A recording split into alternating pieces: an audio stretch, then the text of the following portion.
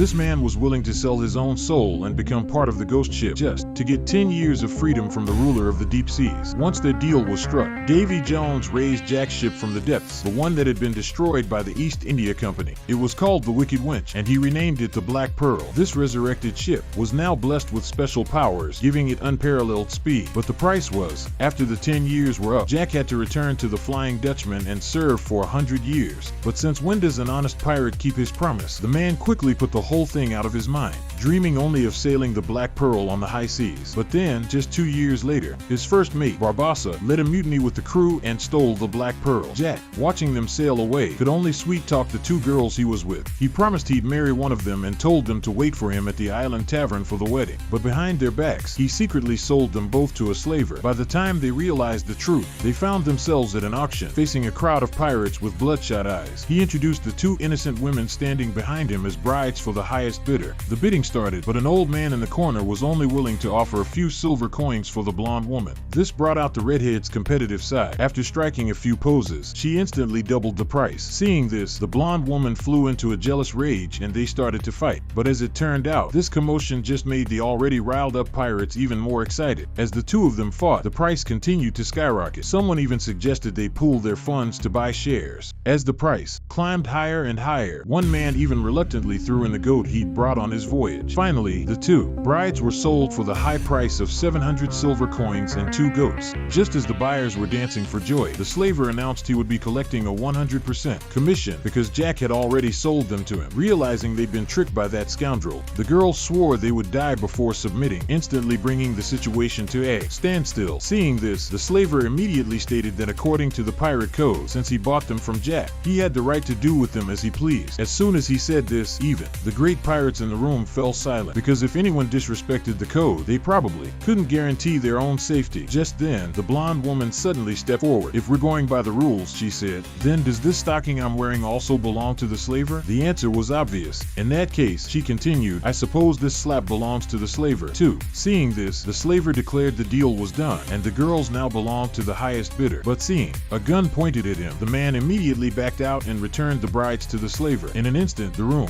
was in chaos. The 2 had become a hot potato that nobody wanted. And just at that moment, a pirate's pistol accidentally went off, firing a shot through the code and killing the slaver. This sacred pirate artifact had been damaged. If Jack's father, the pirate king Captain T, found out, the man would surely be dead. Terrified, he had his men lock the code away and then set the 2 troublemakers on the stage free. The pirate warned the crowd that if anyone dared to speak a word of what happened, he would cut out their tongue. As for the 2 girls who were tricked by Jack, they swore that from then on, every time they saw him, they would slap him. The guy gets slapped, and on top of that, they secretly pull a few nails from Jack's boat. And that's exactly why this guy, who made such a cool entrance, was instantly humbled. Jack is frantically bailing water out of his little boat when he suddenly looks up and sees 3 pirate skeletons hanging near the harbor next to a sign that says, "Pirates, keep out." Jack tips his hat to his 3 predecessors with a sincere salute and then calmly glides toward the harbor, pulling off a masterful maneuver as his boat sinks right at the dock. The harbor master sees the man's confident swagger and immediately stops him, asking for the ship's docking fee. But seeing nothing but a few planks on the water and no money to be made, he quickly decides to give Jack a hard time, demanding he register his name and identity. "Welcome to Port Royal, Mr. Jack." True to his style of never being on the losing end, Jack casually snags the official's coin purse on his way out. He then heads over to the docks, planning to steal one of the ships moored there, but he didn't count on the 2 brilliant guards on duty. They immediately block Jack's path. Seeing these 2 geniuses weren't going to let him pass, Jack decides to bring up the legend of the Black Pearl. This gets the 2 of them into a heated argument, and he uses the chance to try and sneak aboard. But the guards see he's ignoring them and immediately raise their rifles, warning him not to move. Left with no choice, Jack starts telling them a story about himself and a mermaid. But just then, a woman suddenly falls from the top of the fortress wall. Jack sees the 2 Royal Navy men can't swim, so he has to strip off his gear and dive into the sea after her. But he had no idea that the moment she hit the water, the gold coin around her neck would send out a strange pulse. A dark energy seemed to spread through the water. It was as if there was a scent of blood in the air, and even the clouds in the sky began to change, forming the shape of a